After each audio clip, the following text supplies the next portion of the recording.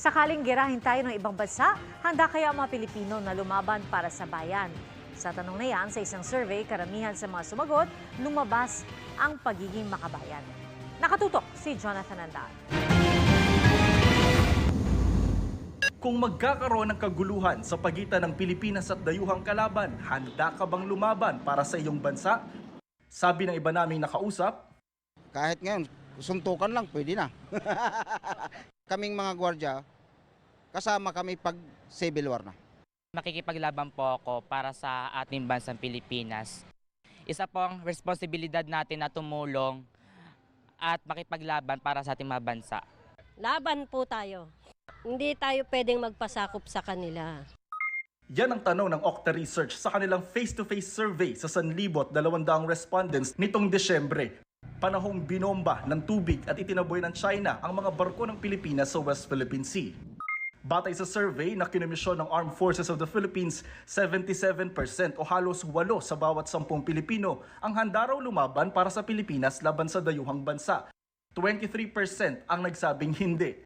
Gusto lang din natin, sir, makuha din po yung pulso ng ating mga kababayan. Because we're shifting towards external defense. It's a very good step towards the direction of being able to see the patriotic spirit ng ating mga kababayan. May kinalaman ba ito sa ROTC o Reserve Officers Training Corps? It's all-encompassing na, sir. No? We're also promoting naman po yung our younger generations to have that patriotic spirit po. So, for them to really embrace joining the ROTC.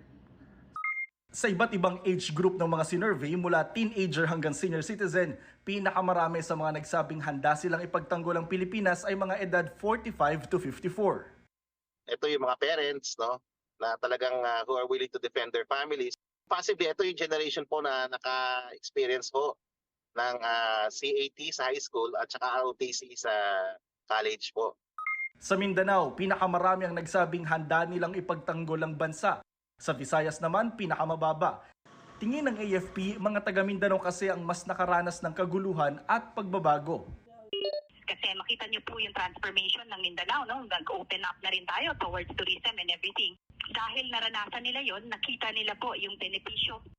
Habang nasa Class D ang mga nagsabi na handa silang ipagtanggol ang Pilipinas. Para sa GMA Integrated News, Jonathan Andal, nakatutok 24 oras.